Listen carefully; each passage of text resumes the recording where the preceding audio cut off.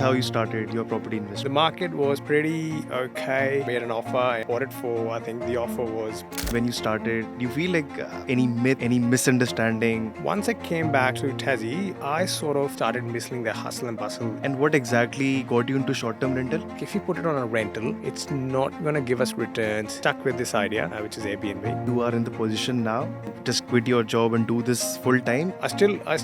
What motivated you to helping our clients procure the right deals? Started with an idea again. Yeah, Airbnb is not only for holiday makers. It's not just tourists, families, companies keeps the overall occupancy. It was just pure emotional decision. Money is not the goal. Making difference in someone's life, and money is the byproduct. What exactly fundamentals you take into consideration? Finding them the property. Are there options for any sub-development? Can we put another flat? Can we put a Right. granny flat? We are entrepreneur. We can look at leaving our jobs and doing this full time. Where the market is heading to with the lens of short-term rentals. I think the Gold Coast is number one. Hobart is the second best market for short-term rental strategy. Hello everyone, my name is Bhavesh. I am shooting this podcast with our guest Gary. We uncovered about his investment journey. We dig deeper into how he entered the space of short-term rentals, understanding about Airbnb and become an entrepreneur in this journey. We dig deeper into how Tasmania is a gold mine and underestimated investment for short-term rentals. We discussed about pricing, automation. We discussed about his journey of property investment, leveraging platforms like Airbnb. I'm sure you will have good value watching at this podcast. If you have any suggestions, please leave in the comment section. If you like this podcast, like and share. Would really appreciate that. Hello Gary. How are we today? Good. How are you? Good, thanks. Good, thanks. So let's straight away jump into this now. Let's start from the beginning. What motivated you getting into the property investment state? Or I should say, let's start from the very beginning of how your overall journey here in Australia started. Great. Look, it's a very special one. I still remember when I got my permanent residency in 2020, and I was already doing the reverse engineering. I was thinking of getting a house. As you know, being an Indian, coming from subcontinent, it's it's you got a high regard to have your own house. So until 2020, I was renting, and the day I got a PR, I was already in touch with with my bank, CBA, uh, and I went to the bank representative and had a chat to him, and he said you can borrow up to 400, and at the time there was some grant going on, like you could get half the stamp duty or something. I still remember that day. I remember, the day I got my permanent residency, I had a pre-approval. Me and my mate Jazz, we were going to a cricket game. Mm-hmm. We popped in for 10 minutes, and I said, "Hey Jazz, before we go to play cricket, let's just have a look at this house and see how's it."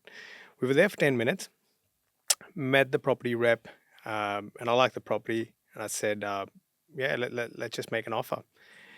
The market was pretty okay at the time.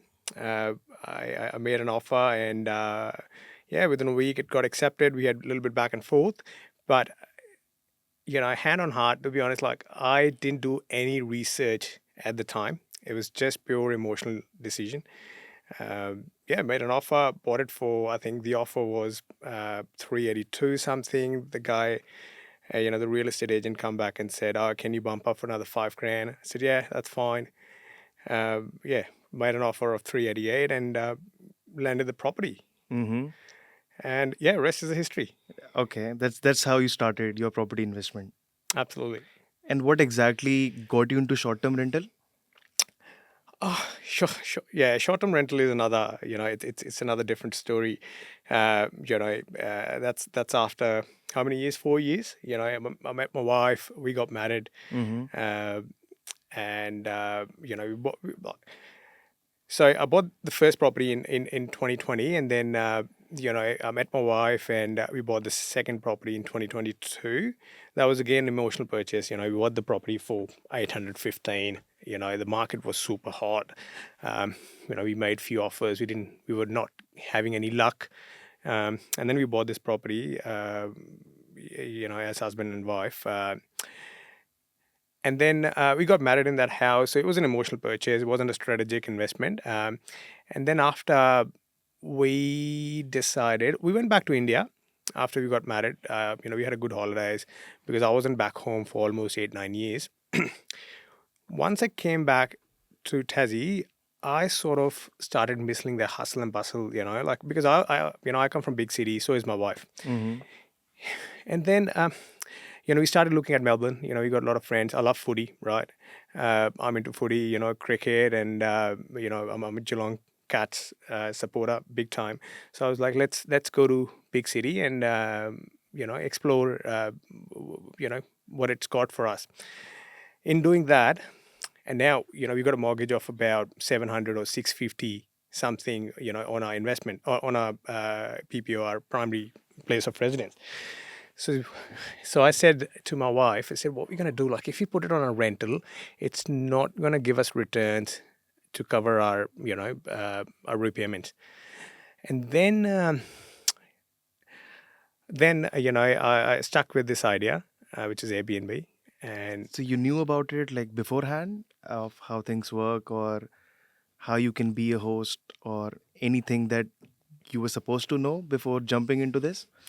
to be honest, no idea, Bhavish. I would say, I booked Airbnb few times before. We've gone with a friend, and like you booked here and there, but I had no clue, to be honest. And I just jumped in and I said, let me look into it. I looked at the numbers. I said, oh, it'll definitely make more money than the traditional investment, the rental, long-term rental.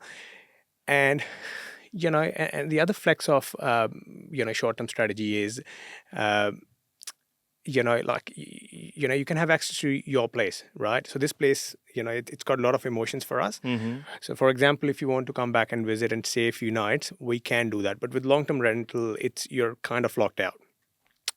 Yeah, so I did my research, like we're doing a podcast. I listened to a few podcasts, people who are actually doing it successfully.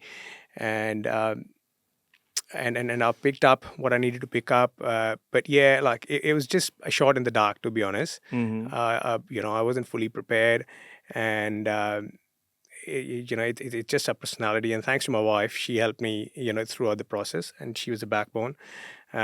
She backed me up with everything that we shared, and yeah, I did some research, looked at a few numbers, a few online tools out there in the market, and then and we started the process. You sound very confident now, but back then when you started, do you feel like any myth or any misunderstanding, or I should say, anything that you would, if you would have known in the past, you would be way more conscious about Airbnb or hosting your property on Airbnb? Back then, I was a rookie. It's been 2 years now, 2.5 years now. I'm a confident, and me and my wife, we both are super host. We host now 3 properties. Mm-hmm. We started with one, and so I had no clue how it all works. But yeah, I've done a lot of research, and what I've done is, Bhavesh, me and my wife, we've both shared the responsibilities. Mm-hmm. So my wife looks after the designing part. She Uh, same. I mean, yeah, sorry, continue. Pretty obvious, isn't it? Is it? So she looks after the designing part. She does the ordering, and she looks after all the consumables and everything. And I look after the strategy part, pricing, handling customers, and all the communication. But yeah, like answering your question, back then, no, I had no clue what I'm getting into. But I'm glad I did get into, and it has changed my life. Mm. It has changed a life. Um, Back then, I thought it's only going to be another 5, 6, 10 grand extra to cover my mortgage. But now I can proudly say that being an Airbnb host, it's given us a confidence, and it's given us a new life. And we are entrepreneur, and we can look at leaving our jobs and doing this full time property investing and short term strategy. So do you say you are in the position now to, like, financially or mentally, to just quit your job and do this full time if you want to? I think I'm there. Yes, I'm almost there. And I think by the time this podcast comes out, I think I would probably, be a full-time short-term strategist. Buying investment properties. For the investors. Yes, I'm almost there. As you know, I'm becoming a dad soon. So, uh, Congrats on that. thank you. So I'm just going to take a couple of months off. Spend time with family, work on and off. I love working. I love doing what I'm doing. And then by end of this year, who knows? I'll be a full time short term rental specialist, and making difference in people's life. You mentioned something about being on your own entrepreneurial journey, being an entrepreneur, understanding and hosting your property on Airbnb. I just can't relate more to that. I mean, when I started hosting on Airbnb, I had a completely different perception, but it teaches you about deadlines, communication, stakeholders, reviews, Spot on. so many things that you have to take into consideration, and not just consider, but make sure that you are at utmost, how do I say it the right way? You provide and deliver at utmost standard Mhm. of everyone involved, whether you're talking about guests, your team, your investors. It it definitely makes, or it definitely sparks the entrepreneurial spirit Mhm. inside you. Mhm. And I felt the same way. And here we are talking about Airbnb helping investors to explore how this space works and trying to add significant value. Absolutely. We often talk about how every investor has their own journey and their own fair share of learnings. If you have to reflect back on your journey, is this something on top of your head that you would like to share with us? Yeah, look, uh, it's so Airbnb itself, as we all know, Brian Chesky is the founder. He's the one who started it. It started with an idea. It started in, I don't know, it started in Los Angeles or California or somewhere. There was a conference and there were a few techies coming in, and the guy sent a message to his few friends. A lot of techies are coming in, for a conference. Do you want a B&B your place? We'll give them a place to sleep and give them a breaky. Want to make some coins. This was the exact email that Brian Chesky sent, to few of his fellow friends, and rest is the history. I don't know what's the worth of Airbnb right now, but North of 80 billion. wow. So, within how many years? 10 years, 10 plus years, this company is, public listed and, one of the biggest, organization in the world. And it has added so much value in people's life, not only investors, right? For example, if I'm traveling with my family, I don't want to live in a hotel. I want to live in, I want to go to a good place where, we can cook our own meal. We can stay in the same house under one roof. We can play games, and yeah, so it's added a lot of value for tourism as well. So similar to that, I started, in the similar way. Just, the idea just got stuck in my head, and I said, I'm gonna have a crack at it, and I had a red hot crack at it, and I made a difference in my personal life, and we managed to make a difference in guests, how they see a property.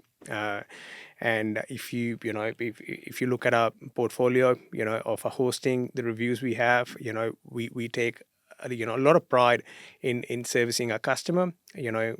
Customer services is our topmost priority, and we make sure, whosoever is coming to a house, they feel welcomed, and they're spending, a lot of the money on holidays.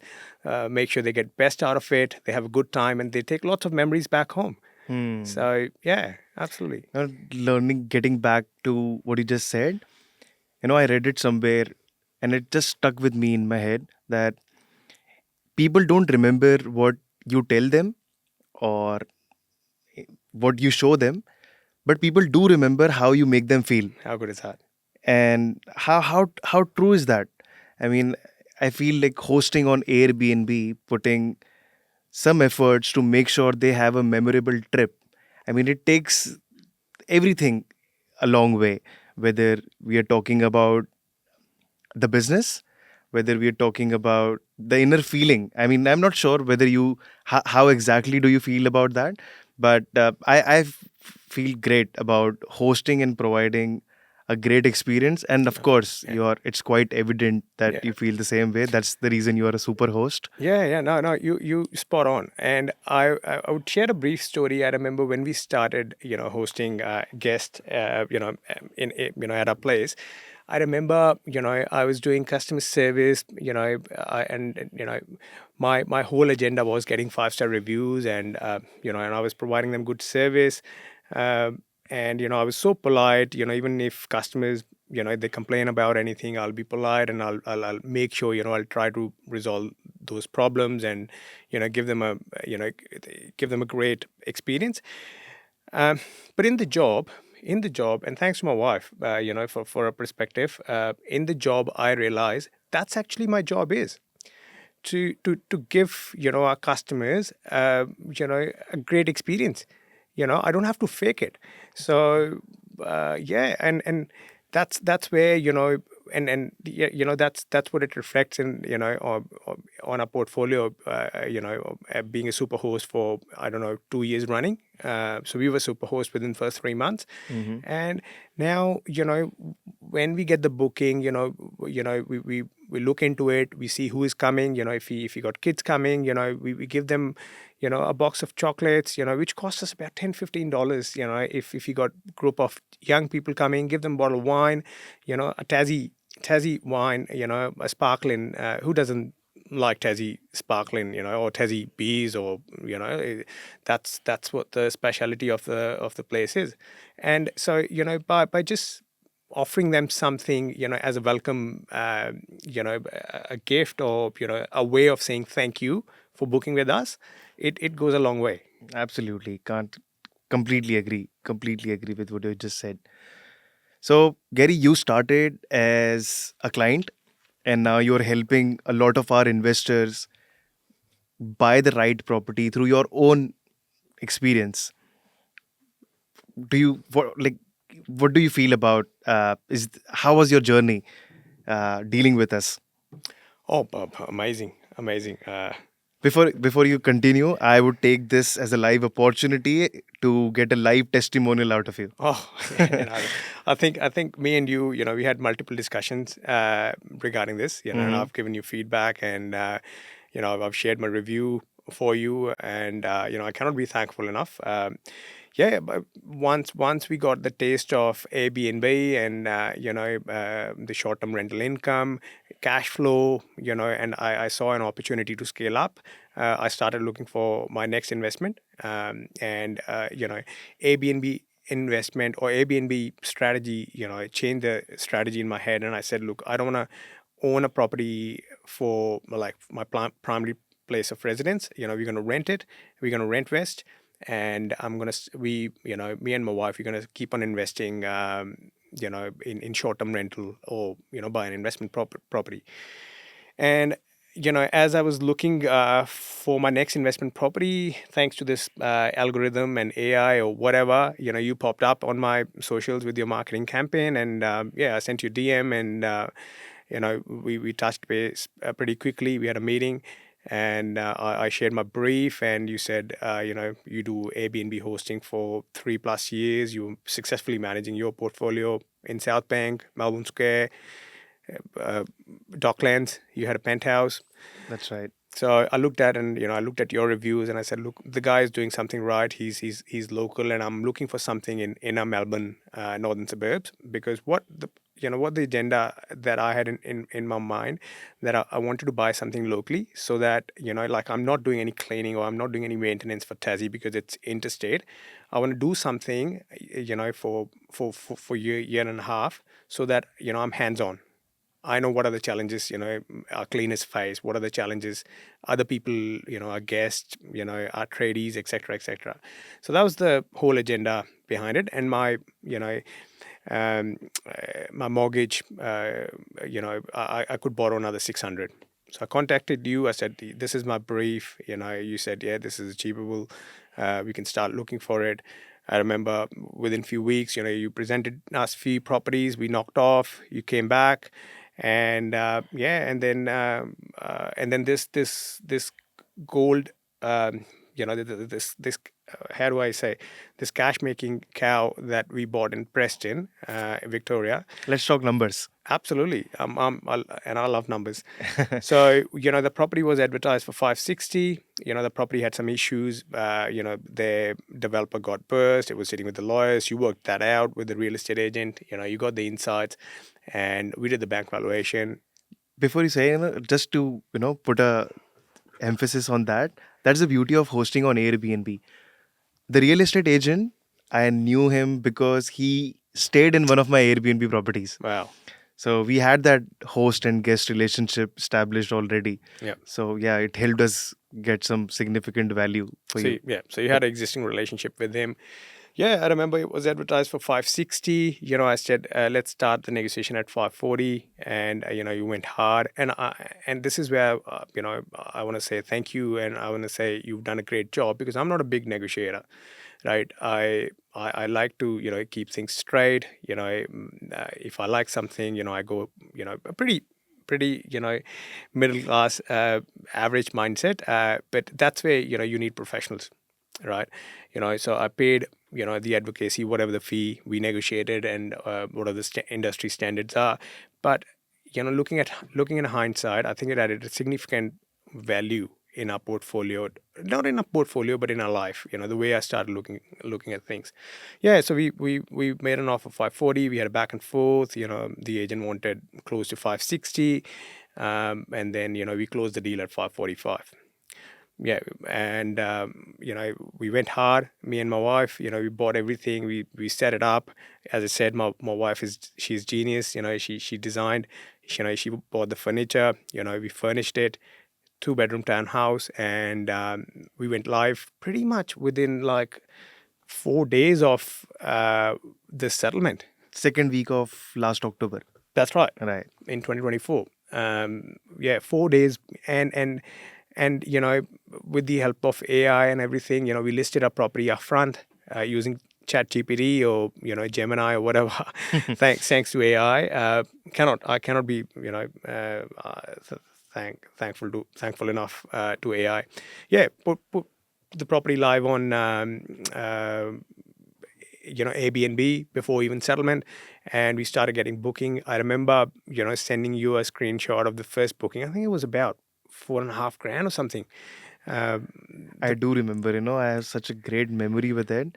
I actually went to India just after our settlement. I got married last year in November. No, congratulations. So I went a month back, and I so specifically remember I was busy in the wedding shopping, and you sent me the screenshot. And because of the wedding shopping, I was so overwhelmed in my head, but the screenshot that you shared made me happy. So I had good memories with it. You were not the only one happy with the first booking. Yeah. Oh, you won't believe how my wife was. I don't. My face expressions stays the same, even if I'm super happy from inside. But my wife and I think we were traveling somewhere, in a car, and we got the booking, and it was $4.5 grand upfront, and this was the first big booking that we have ever seen in Airbnb journey. Hmm. Because in Tassie, the strategy is different. So in Tassie, you get holiday makers, Right. right? So this one here in Victoria, we've got so this young family of four, mom and dad and young kids, they had some plumbing issues, in their property, and Right. they were doing some renovation. So and they rented our property, and this is the beauty of it. Like, not a lot of people knows that Airbnb is not only for holiday makers. Hmm. Right. And this is what me and know from our profession, running a successful Airbnb, that, we get bookings from insurance companies, we get bookings from professionals, nurses staying with us for like weeks and weeks, NDIS. You get, we had the recent, I think you did some content as well on that. We got booking from North Mm, East Link I project. I remember. Yeah, I remember. I actually shared your listings inquiry on my social media, saying you received an inquiry from the team of Northeast Link roadway upgrade, that's right. right? Yeah. And yeah, definitely. So I, I get that. So it's not just tourists; it's people who are families between the homes, companies looking for accommodation for their teams, and everything in between. So that keeps the overall occupancy and the demand constant. Yep, yep.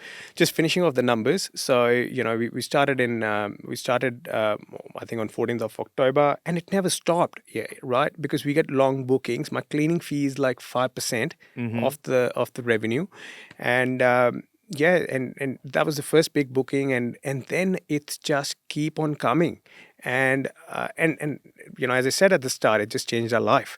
So I've just completed a tax return for the financial year, end of financial year 24-25, and so strategically, we bought this property under a trust structure so that we can, manage our borrowing capacity. We didn't buy under a personal name because we knew this is going to be positively geared property, and that's the beauty of it, right? So cash flow is one, capital growth is another, and then if you combine the strategy, you're taking it to the moon. Absolutely. I used to remember my former employer used to tell me, and that's the reason he was my former employer and he's doing really good.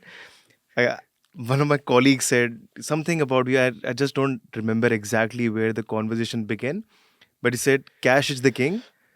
And my former employer just got into the conversation out of nowhere and said, no, cash flow is the king. Right. And how cool is that? No, it's good. So no, look, cash flow is the oil, as they say, and the growth is, it's the god. So you need both to run hand in hand.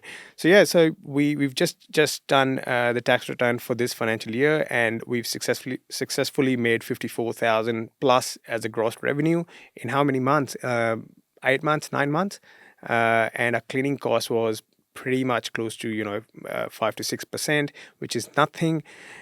Industry standard is about 15% in holiday making spaces, and I had a loan of about 480. And then and in the very first year, even if you had a upfront expense of 15 grand, or 10 to 15 grand furnishing a property, it's a positive getting property. And now this makes us in a position to buy another property in in 6 months, 8 months time, because the property is positively geared. I've got the tax documents, accountant can give us a letter, whatever the documentation that we need to borrow more. So, looking at the purchase price, just being specific to the numbers, in this financial year, you began hosting in October, and now we're talking at June end, 24-25. You mentioned you made north of $50,000 gross. Yeah, So we are looking at the original purchase price of 545, north of 10% rental yield. absolutely. And we manage ourselves, so that saves the management cost as well. Hmm. Okay, that's good. Yeah. And in terms of what I recall, you refinanced it recently. You want to share about that? Oh, absolutely. Why not? That's it's that's another beauty of this this property. Fast forward, 8 months. I've just finished my refinancing of this property. So when we bought this property, we took the equity out of our existing two properties, and we used that to buy a third property. And we use some of our cash to do a deposit of 20% for this purchase. And fast forward 8 months, we just done a refinance. We bought the property for 545. It's valued at 610. I got a usable equity 50 to 60,000, 53,000, I think, the cash that I got in my bank. Got it refinanced, got the money out, and now the beauty of this short-term rental strategy is now I don't have to put single dime in it, Hmm. because this property is positively cared. The cleaners are looking after the property. I have to keep an eye on guest communication or pricing, some SEO of making sure the listing is optimized and everything, and the property is autopilot. And I can, the way Victoria is heating up, or the inner suburbs of Melbourne, it's due for appraisal. I'm pretty sure by end of this year the property is gonna be valued at close to $700,000. So we can say we did a great job. Oh, absolutely, and thanks to you, Ash, and your team. It couldn't have been possible, without you guys. You've given us that perspective. You've given us that professional services, and that's where the buyers agents are making a difference in people's life. For a professional like me who's working full time, I don't have time to talk to a real estate agent, and do the professional negotiations. That's where we need you, because this is your full-time job. I know a lot of dodgy BAs out there, but like if you have to look at the good side of BAs, and I cannot recommend enough you, or a good buyer's agent to a busy professional. Amen. Absolutely. I think I should have charged you double for that. Just kidding. For the next one, maybe. For the next one. So you started as a client, and now you're helping our current investors share your expertise, your contacts in Tassie. What motivated you to involve yourself at such level in helping our clients procure the right deals? Very good question, Bhavesh. Very good question. And the reason I say that this is a good question, because I come from a middle class family, right? I'm just going to take it a little, one step back. So when I landed in Tassie, I don't exactly remember, I had $500 or I had $1,500 from family, right? That was the money that I had in my bank account. And the reason, my parents, my mom and dad, they gave me, this money, because, I had my cousins and my brother in Tassie already. So and I was looking, when you proposed this podcast thing, you said let's have a discussion. I was thinking, getting that thing out and look at it. What was the exact amount? Because I was confused whether it's 500 or 1,500. So that's what I got when I landed on this, like in Tassie, in beautiful place, and I've got a lot of respect, a lot of I admire the place that has given us so much. So now with me working full time, as 9 to 5, so is my wife. We can only borrow, as much, as much we can borrow. So that's where when I had a conversation with you, you helped us getting this investment, and I was like, this is another way of monetizing, or just using my expertise, and this is another way of revenue making. Not only revenue making a difference to someone else's life. Right. And it started with an idea again. I so people started, all of our close friends, they started asking us, what are you guys doing? I've seen your Instagram page for your Airbnbs, and you guys are doing good. How does this work? And it started with the free advice. you know Friends and family advice. Friends and family, yeah. And the people, people started reaching out to me and to my wife and said, how do you do this? How does this all work? Some of the people have come back and said, what is Airbnb? I said, this is like a short-term rental marketplace, where you can book a place if you're going to Tassie and all that. And we had few friends, who went to Tassie and, stayed at our place, and they loved it. And, you know, uh, and that's how it started. And I started giving this advice to my friends and colleagues and, everything. And now, and now if you can help your clients, or giving them a strategy session, and making a strategy for them, and buying the right asset at the right price, and advertising it on short-term rental, we can make a difference, and at the same time we get rewarded for that. Gives you such a kick, right? I feel the same way. I mean, the way I started looking at properties, I mean, like, there is only so much I can borrow and only a few properties that I can buy. But what about the opportunity right in front of me? What do I do about that? So I started telling my friends, my family, that this is a great deal. Let's put an offer. I am positive you're going to make significant equity upfront. And I was just like you said, suggesting your friends and family. That's exactly what happened with me as well. That I started posting on Instagram with an intention to get more bookings Hmm. for my Airbnb. But on the contrary, that's happened. But on the contrary, a lot of investors started reaching out to me in my DMs saying, "I've got this property. What do you reckon it would make on Airbnb? I have got this property on short-term rental. Like, I've got this property. What do you reckon it would make on short-term rental?" And I used to run numbers, Hmm. look at the software and everything. And I thought in my head, let's just reverse engineer it. And instead of you coming to me and asking me what my property can make on Airbnb, let's buy the right property at the right price from the very beginning. Absolutely. How cool that would be. And that's how I started, sharing my experience with my friends and family, held a few of my Airbnb guests buy the property, got me more confidence, and now we do this full time. Yeah. How cool is that? Yeah.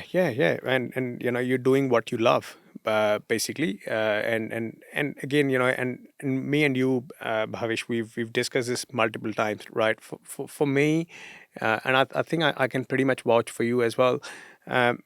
Money is not the goal. So for me, is making difference in someone's life, and money is the byproduct. So true. And same is with the short term rental strategy, right? When I look at my Excel sheet, I look at the numbers. I don't know how much money I've got in my bank account, right?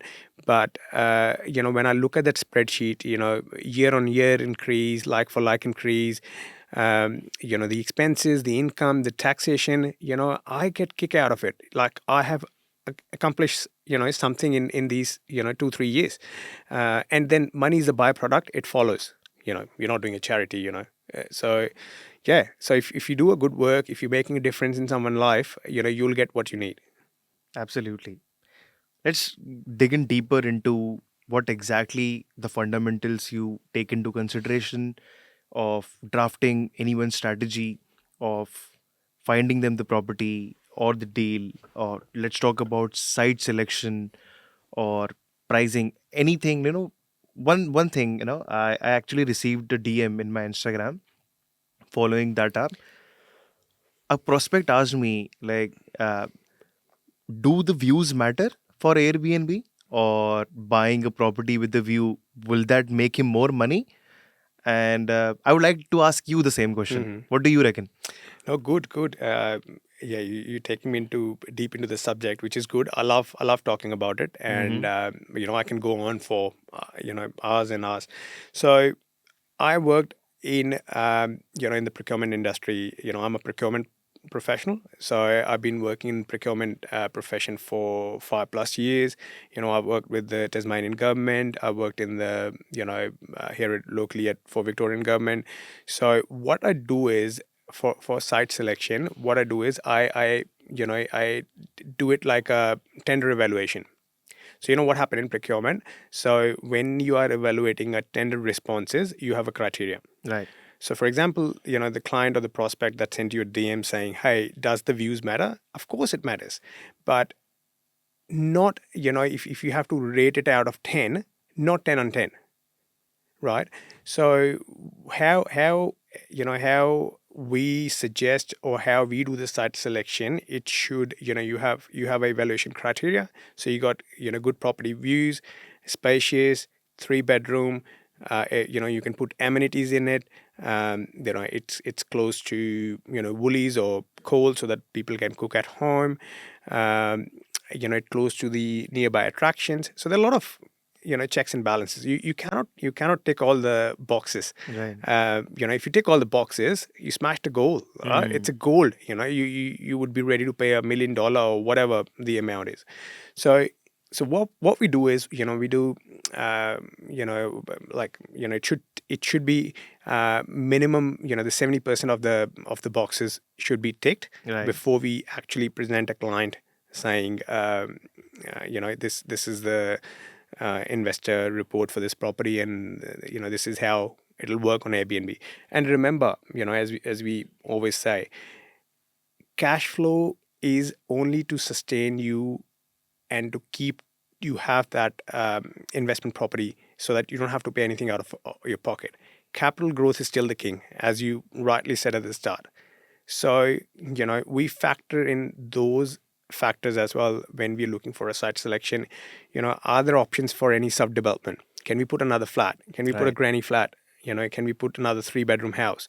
Right? So that if you can cover the holding cost for the front of the house, let's say, for example, a recent purchase that you made in Sorel, right? 39 Walker Street. You bought it for 526. The ADNA says it's going to make $52,000 as a gross revenue. Gross, yeah. Let's say it's, managed by management company. You take the 15% inclusive, 15% plus GST out. You add another 5K for for sundries, and the investor, left with about 32 to $35,000 as a, rental yield, which is about 6 to 8%. Pretty good, isn't it? It is. It is. That's what the whole value proposition is. But yeah, continue. So, so they can sustain their portfolio. They can, they don't have to put single cent from their savings for the, for the mortgage. And then in the meantime, they can subdevelop the back of the house, which is, it's a 770 square meter block. You start the planning. You do your planning application. That costs you, I don't know, about $25,000. You fund that, and then you get ready to build another house. And it's a flat land, right? It's flat land. You put another dwelling. Let's say the build cost is about 300 per square meter, and you put another 110 square meter house. It costs you about 350 all up, Right. including the DA application and planning application, council, your architects, your building surveyors, and you get the occupancy certificate. And then the way Tassie is going at the moment, the vacancy rate in Tassie is 0.65%, which is the second lowest in the country. Right. It's, I think we are having a rental crisis in Tasmania at this stage. And then, and you talk about the migration. Tassie get allotment of about 2,500 every year in each financial year. They can have up to 2,500 people who will get their permanent residency through Tasmania. So when you factor in that, once the house is built, you can sell that house. Like now you have built, 3 or 4 different strategy for exit. I mean, talking about that, you mentioned about you developing subdivision, adding a granny flat. I had my fair share of learning experience in last 6 months dealing with the council. What would you say? How difficult or how easy it it is actually to get the plannings and approvals in place, dealing with the surveyors, getting building contracts? How has your journey been dealing with? And as an investor, what do you reckon? Like on a scale of 1 to 10, Mm-hmm. how manageable is that is? I mean, I always say one thing in my life. People talk about stress and people, talk about difficulties. And I always say, stress or, helplessness or, any difficulty could be, for example, lifting a glass of water could be, stressful for me, but not for you, Hmm. right? It's all perception, how you take it. Right. So this is exactly the example of the ideology or the methodology that I took, and I can share an example later about the granny flat that we're doing at the back of the house. Yeah, yes, it's not easy dealing with the councils. Yeah, if it's that easy, everyone would do it, Hmm. right? And that's why you need professionals, Right. right? You put money into the investment, you make money out of the investments. You don't have to do everything yourself. That's why you're running this organization, this company. You've make me, in contact with your contacts in Tassie, your architects, your renovators, and let's say. I'm stealing your line. You always say, if we make $10, you know, you make $2. It's my investment. I make $6, and $4 get distributed between whosoever helps us get those $10. Right. If you follow that methodology, if you follow that principles, it's not hard. So coming back to your question, dealing with councils, it's not easy. But yes, if you have the right people, if you have the right team, if you have the right professionals, and that's exactly what we are doing, because we have done this for ourselves, for our portfolios, again and again and again. Now, this is where we monetizing. This is where we making difference to people's lives. We are experienced investors. We've delivered returns for our portfolios, and we know how it works. What are the rules and regulations, and which council is easy to deal with, which is a growing suburb. So we do all the due diligence that we need to do, and then we take it forward. Looking back, I mean, where you started hosting on Airbnb, hired me as your buyer's agent. We found your property, and then we're dealing with renovating your one of the previous first purchase that you made. Looking at the journey of last 3 years now, is there anything that you would like to change, or something that you would like to, if you given an opportunity to go back in the past and change something? You know what, Ash? This is a really good question, and I think a lot of people are gonna relate to this because the example that I'm gonna share, it's quite straightforward. So definitely, I'll change a lot of things if I go back in the time. For example, when we started Airbnb, so we listed our property. We went live on Airbnb in 2023 or two, something like that, in December. Oh, I know the story. Yeah, but Yes. yeah, I would like to know one more time. Yeah. Absolutely. I think I've shared it Yeah, yeah, multiple yeah. times. So, we started, we went live in December because we were meant to get on the board to get to Melbourne, on the very 1st of January. So we went on live, and I was playing cricket. Hmm. I love sports. I was playing cricket for North Hobart Cricket Club, uh, and that was, I think that was my second last game or last game before we stop, take a break for Christmas and everything. So I remember, I got out of the field. We lost the game, and I was with my brother in a car, and he was driving, and I turned on my phone, and I saw a notification. You've got a booking. That was the first one, and the first one with just going on live within few days, and the booking was something about $1,700 for 5 days or 7 days, something like that. I think I should frame it because that's changed everything for us. We lost a game, and I wasn't. Yes, I was sad. We lost a game. It was a 2-day game. We went hard and we fought hard, and and then I rang my wife, and she, she had the, no, she didn't have the access at the time. I said, we got a booking. She said, what? I said, we got a booking for 5 days and 6 days, and I said $1,700, and you won't believe how happy we were. Hmm. I just lost it. I just lost a game. I said, okay, we'll talk it about later. And And now this is where, so this was the happiest moment of, at the time when we bought this, when we had this first booking. But yes, going back in the time, things that I would like to change, I would like to use a professional. Now you asked me how. Definitely. That's yeah. Yeah. Why? Reason I say this, so we went live and we advertised the night in the hottest period of the season, in Christmas, New Year, where everyone is happy and, Larry, and they're going on holidays. They don't care how much they spend. People are happy. It's holidays. It's summer. It's beautiful in Tassie. And we rented that. We sold that night for about 350 a night. And now, so I just had a booking. We just had a booking for on the same property for this Christmas, New Year time. Guess how much is the booking?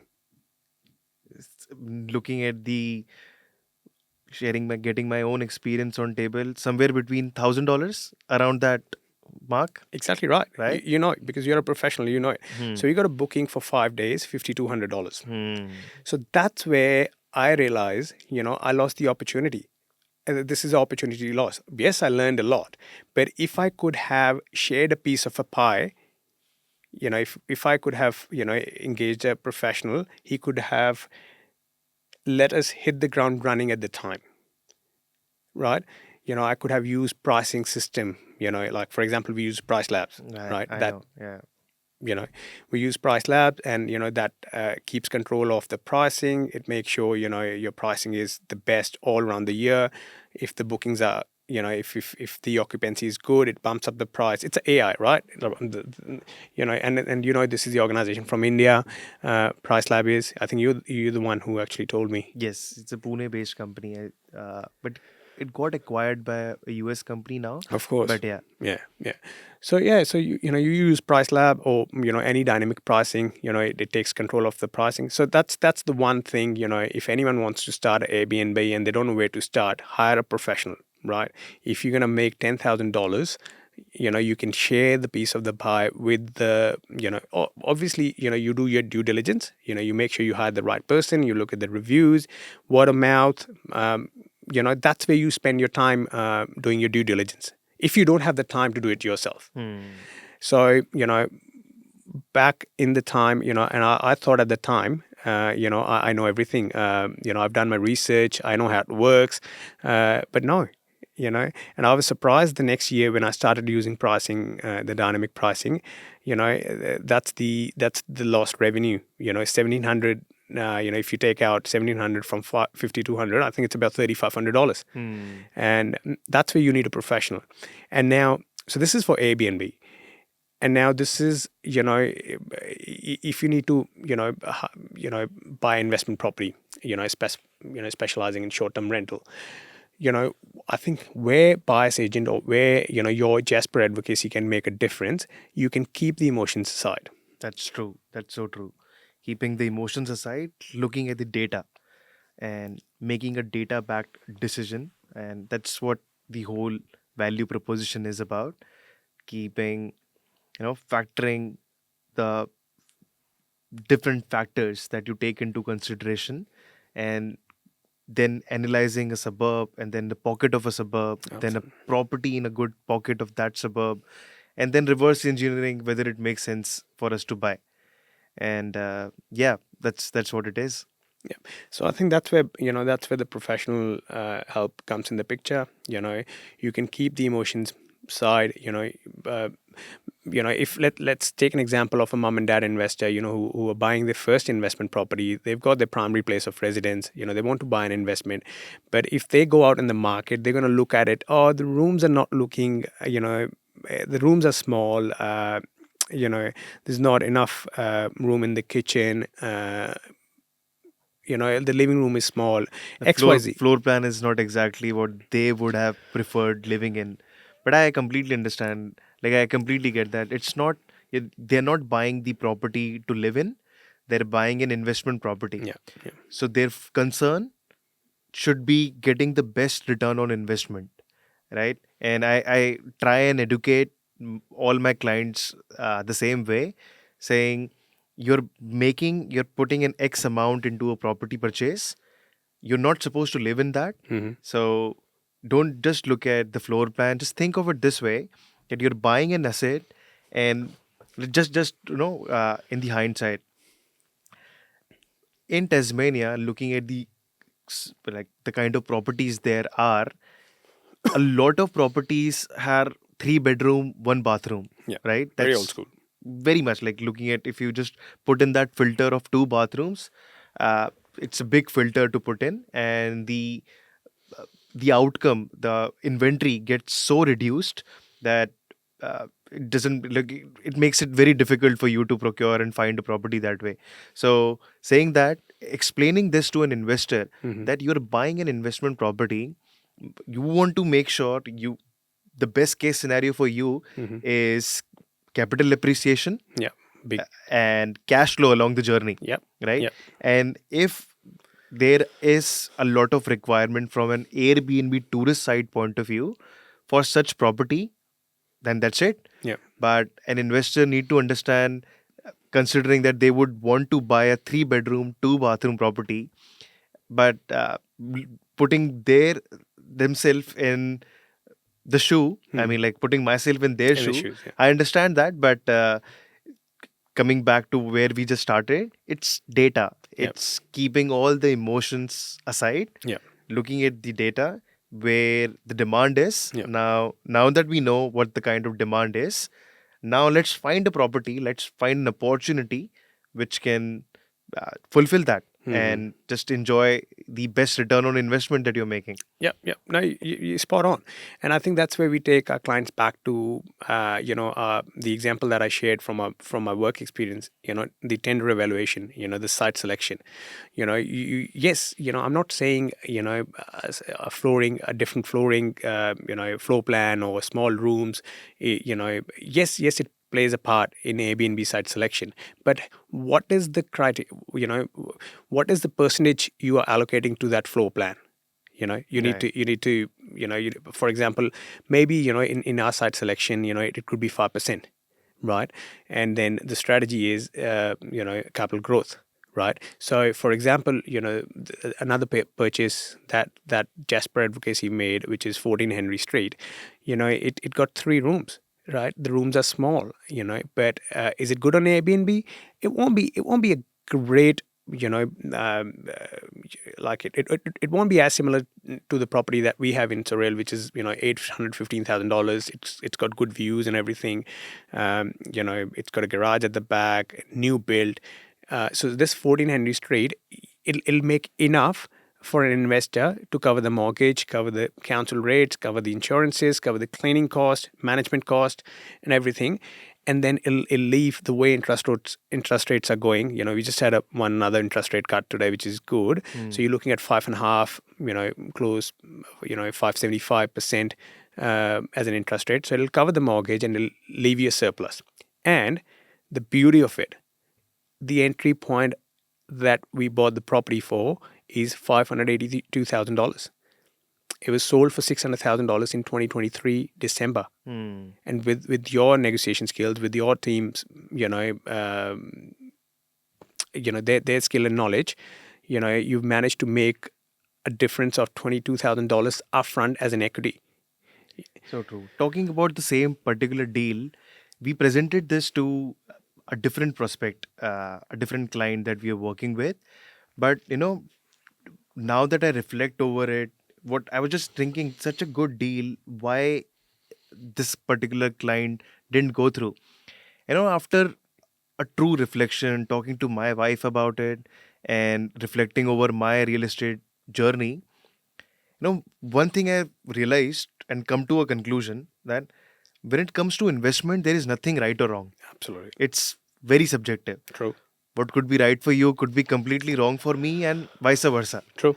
So, yeah, talking about the same sort of property, now I look back, I realized, yes, it wasn't right for X person, Hmm. but it was perfect for Y person. True. So, yeah, I mean, that's pretty much an interesting reflection to have on. Yeah. There's no right way or the Hmm. wrong way. Yeah.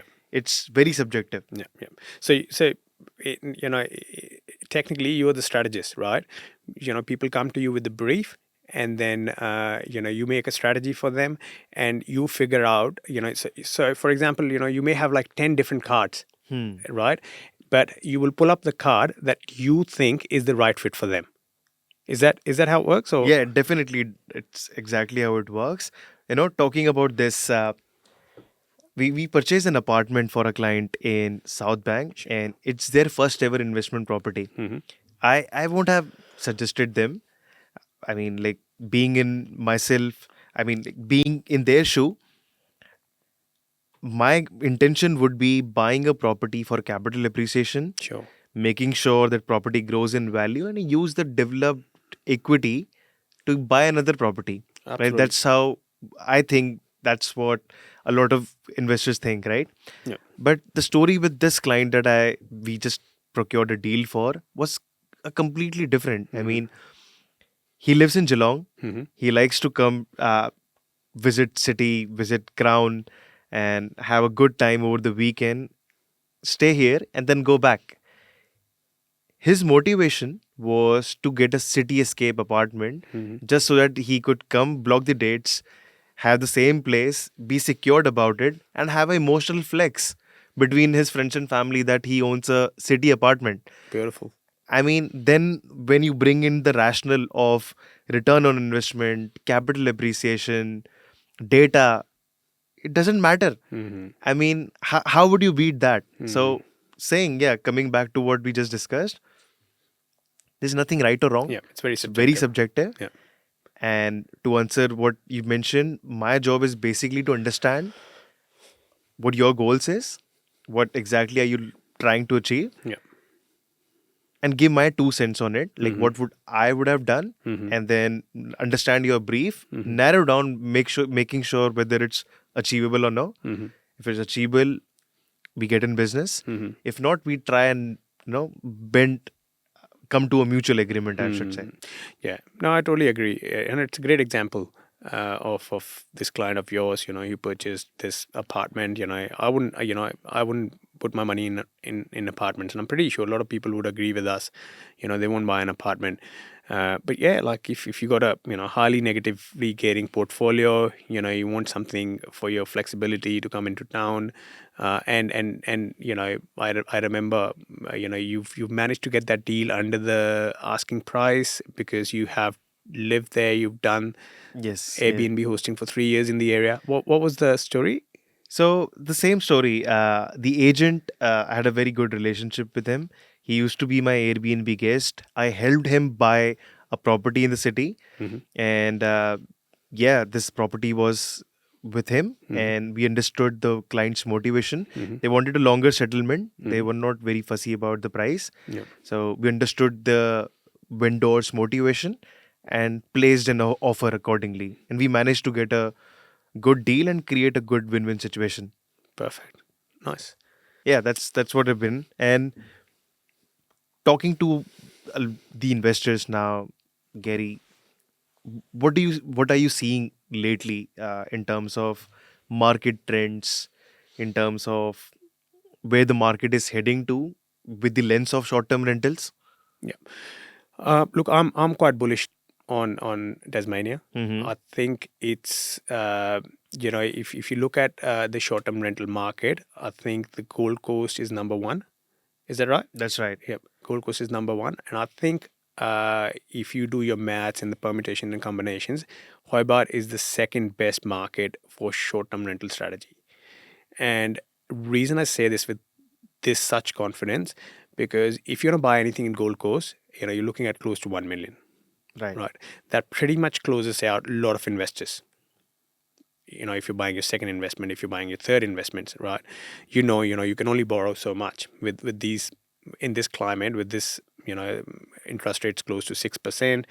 It's hard. It has hit the borrowing capacity big time. So the second best is Hobart, but again strategically, right? It's an island, and if you can buy the property at the right price point. So for right now, I think 600 to 650 or $700,000 in Hobart is the sweet spot. You can negotiate hard. It's a buyer's market right now, and it's just the very start of the market's getting rolled up and getting hot, like it was in 21, 22 after the COVID. And then if you can service it through short-term rental strategy, making a positive cash flow, that can help you scale up your portfolio. You can build a significant capital growth by buying a bigger lot, build a sub-development, service it through, Airbnb strategy. And as I said, it has made us, me and my wife, are entrepreneurs, Mm-hmm. right? Airbnb has changed our life. We are not looking at investments the way I used to look at it, right? For example, if I buy my investment in WA and I give it for long term rental, I'm not going to look at it. I'm not going to have chance to look at it for I don't know how long, because it's tenanted all the time. But now with these properties, we can go back and have a look at. We can go and book in. For example, I'm going to Hobart in November for India is coming down there to play their T20 against Australia. So we booked the tickets. We booked a house, and and all of our friends are coming together, and we're gonna have a big party at our place. That's good. Talking about Hobart, let's talk more about Hobart. You mentioned Indian cricket team is coming to Hobart for the match. What happens, like, just from a Airbnb lens? What happens to the demand for properties? Do you see any big surge in pricing for Airbnbs or short-term rental accommodation, in particularly in Hobart because it's an island? Hmm. And what do you reckon? Again, it's it's the economics, supply versus demand, right? In property investing, it's the big thing. If the demand goes up, and the supply can't keep up, it raises the prices. That's exactly the case.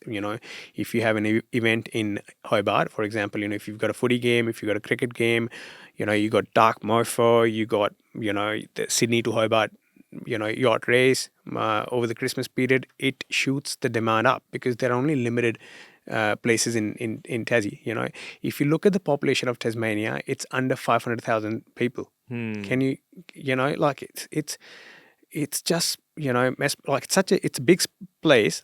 You can go from one end to another within 4 hours, I think, from south to north, north to south. Um, yeah, so if any of the event like this happens in Tassie, it gives a huge push to the demand, and that's where we use dynamic pricing, price lab, beyond pricing, any other market competitor pricing softwares that just automatically moves your pricing to 1100s, 1200s, whatever the market price should be. And so we generally, for example, for our baby coat surreal property, we advertise a night for 350 a night. And then if you have more than 5 people, you charge extra. That's again all automated through AI. But if you take that, if you have the same night in December, January, or on school holidays, then you're looking at about on an average 700, 800 a night. So what I understand is, to get the best return on investment, it's more like optimizing the calendar throughout and maximizing the hot dates of the year Yeah. or hot months of the year. Yep, yep, yep. So you sustain in the off market. Again, you'll make enough to cover your expenses, and then when the season starts, then you jack up your prices, and people are ready to pay. Because it's such a beautiful time of the year in Tasmania in summer. The nights are longer. The days are longer. You can go out and spend your time outdoors. Looking at the scenery. Your Cradle Mountains, your Mount Wellington, Bruny Island. It's still undiscovered place on the planet. Can't agree more to that, Gary. I visited Tasmania in 2019 with my girlfriend, like now wife. Absolutely. So we went there as a tourist. So I loved being there. But now, recently visiting there a couple of times through the lens of buyer's agent, looking at the industries, looking at the properties, it changed the whole perspective in my head. I mean, it's a big city. What I, comparing it to what I thought it was in 2019, it's nothing like that. Yeah. It's a big city with, Is so much happening out there. right, right. You know what the joke is? Like on the mainland, people, when you say you're from Hobart, they say, "Do you guys use Australian dollars? What is the No, you're currency?" kidding me. It is. I mean, it's still undiscovered place, on the planet. It's one of the best places. The cleanest air. The genuinity of people is still there. People are lovely. You walk down the street. People will laugh. Uh, you know, have a smile, or you say good day or something. How you going? It was so surprising for me, to be honest, coming from Delhi, from India, to Tassie. I remember when I got my visa, in 2016. I was working for a company called MetLife Insurance, which is one of the biggest insurance company in United States. I was working for that company, and my colleague said, "Okay, so you've resigned. Where you off to?" I said, "I'm going to Hobart, Tasmania." He had no clue. He had because we Indians, we love cricket, right? So I remember Virat Kohli played an inning of 180 something against Sri Lanka in 2013 in Hobart, Right. right? That's what made Virat Kohli at the time. That's just changed his life Hmm. after that innings. So in a way, like I have so much respect for Tasmania, and I'm pretty sure, if we ever get chance to speak to Virat, he would, I think two innings, one in Asia Cup against Pakistan, something about 180 something, and the other one was in that triangular series against Sri Lanka, because India needed to chase those runs within. There was some calculation, in some overs, and he smashed Malinga. He was at the peak of his game at the time. So yeah, I said to my friend, I said, I'm going to Tasmania. No, I didn't even know what Tassie was back then. Tasmania. He looked at the map and he said, "Oh, are you going to Sri Lanka?" I said, "What?" He said, Tassie is like Sri Lanka to India. Hmm. Oh my God, Then I landed in Tassie. My brother, not my brother, my cousin came and picked me up, and it was like a shoebox. Hmm. It was like a shoebox, right? Going from such a big city, Delhi, it's a metropolitan city, there's so many people, and, I'm landing in a shoebox, and here I come. Yeah, Tasmania. Tasmania. I mean, I can talk about it for hours. I mean, I've just recently got off the Tasmania, good memory Hmm. in my head. Uh, Talking about Hobart specifically, we discussed a few things about the demand and supply, how good it is in terms of occupancy. You mentioned that the best place to do Airbnb is Gold Coast, and the second best place to do Airbnb is Hobart, Yeah. right? I mean, looking at the data, looking at the report we just prepared, talking about the airport upgrade, what do you think about that? I mean, now there is only one international flight that Yep. is from Auckland to Hobart, Hmm. and because of the airport upgrade and the tourism plan by the Tasmanian government, they're expecting international flights from Singapore and China coming to Hobart by this year end. Yep. It's anyway the good place to do Airbnb. Hmm. How good or how better it's going to be? What do you reckon? Oh, I'm so bullish about it. I'm very positive about it, and I've sent an email to her about airport. I don't know how many times, right? So, it's I think last year government invested 135 million on the airport runway upgrades. So there's two upgrades happening at the moment. One is the runway upgrades, and the other one is the terminal expansion. So this, I don't know the exact figure. How much is the investment in the terminal expansion? It's close to 200. 200 million, but on the runway, which is just completed, I think last week as we speak, government invested 135 million on the runway expansion, and the reason they've invested that money so that they can have a bigger aircraft landed, you know, at the Hobart airport for the likes of Cathay Pacific, or direct flights from Hong Kong, etc., etc. And the last conversation that I had with Hobart Airport, I had a communication from them. They said they are in conversation with Cathay Pacifics and other airlines, Singapore Airlines, because they book their routes pretty much like a year in advance. So they're almost to the tail end of the negotiation. So we are anticipating, we're going to have direct flights, by end of this year or start of next year. Anyway, we are super busy. If you look at the like for like numbers, year on year numbers, the PAX numbers for the Hobart Airport or the visitors for Tassie tourism, they're just going up and up every year. So what it's going to do, why I'm so bullish about it. So what we call the winter season in Tasmania, off season, we so the government is running another campaign which is Discover Tasmania off peak season. So that's where they tie up with the likes of Jetstar, Qantas or Virgin.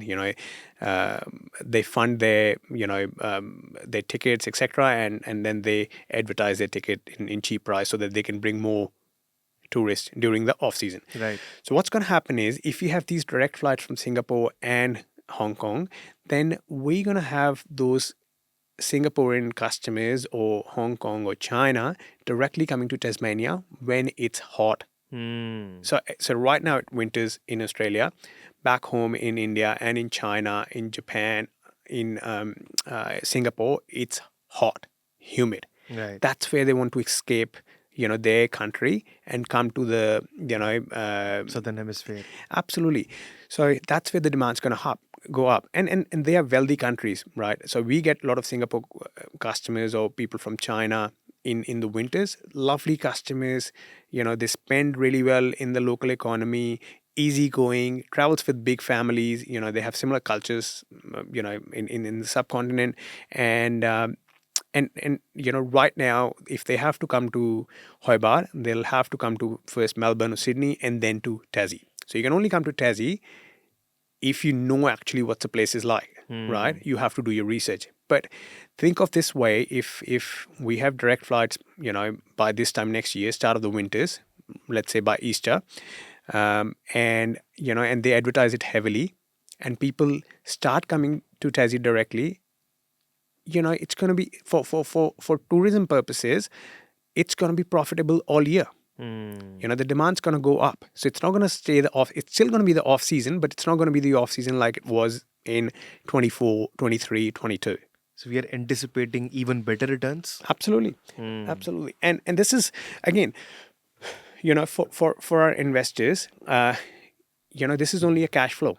Right, you can, if you're an investor, this is the cash flow, and you can make a life out of it if someone's want to do what we did with our investment journey.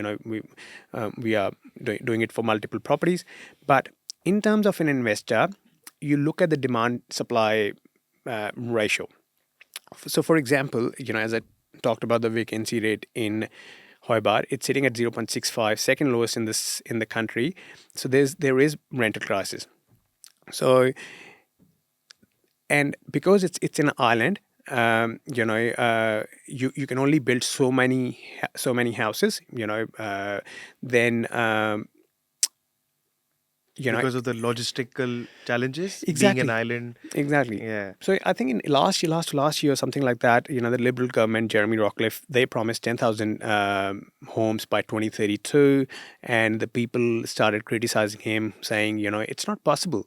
And I was surprised. I said, why is it not possible? And I've done some research. I've spoken to a few people, and I figured out the reason it's not possible. For example, I used to work at Tasrail, right? I used to run their tenders. We had a funding of 140 million as an infrastructure and investment program, so that we can revitalize the the tracks and the other infrastructure. So they hired me so that I can create a competition within the contractors. I can bring more contractors in the fold, Fighting for the same tender. exactly. And we can have a better rate. We can do the same job, in a, we can get that done in a cheaper price, or have more competitiveness. So we invited few contractors or businesses from the mainland. They participated in the tender, but they were never competitive. And the reason I say that, they cannot make their margins out of that tender. For example, if they have to do the job, they have to bring their own staff from interstate. They have to make them stay in hotels. They have to fund their food. They have to bring their own machinery because Tassie is an island, right? You do not have a road access. If you have to go to Tassie, you have to get on a ferry. The same logic applies for these 10,000 homes example by Jeremy Rockcliffe. Not the new builder is going to go to the Tassie and going to say, "Hey, we're going to develop this land and we're going to build, 5,000 homes in next 2 years." No, that's not going to happen. So it's the fight among the same people, same builder and Yeah. developers Yeah. in the same region, because it doesn't justify for people in the mainland or Melbourne or Sydney to go there and be profitable with the same sort of development. Yeah. They cannot make the margins. So on these on these big projects, it's all about the margins, whether it's 5%, 10%, they just cannot beat the local contractors. And there are only handful local developers or the construction companies or builders. So so that's the logic behind it. So they cannot yes, the government is doing every bit of it that they need to do to have enough enough homes by 2032, whatever the plan is. But still the demand versus supply, and hence the capital growth. So if they keep the net migration of Tasmania is positive. I think it's about 1.5% year on year. So the population is increasing. The supply of houses is not catching up the way it should. Hence the rental crisis, and it's mostly in the capital cities like of Hobart, Launceston, and that drives the capital growth. Thanks, Gary. It's been a big value. It's more like a bomb sort of value that you have created being here. Really appreciate it. My pleasure. Thank you so much.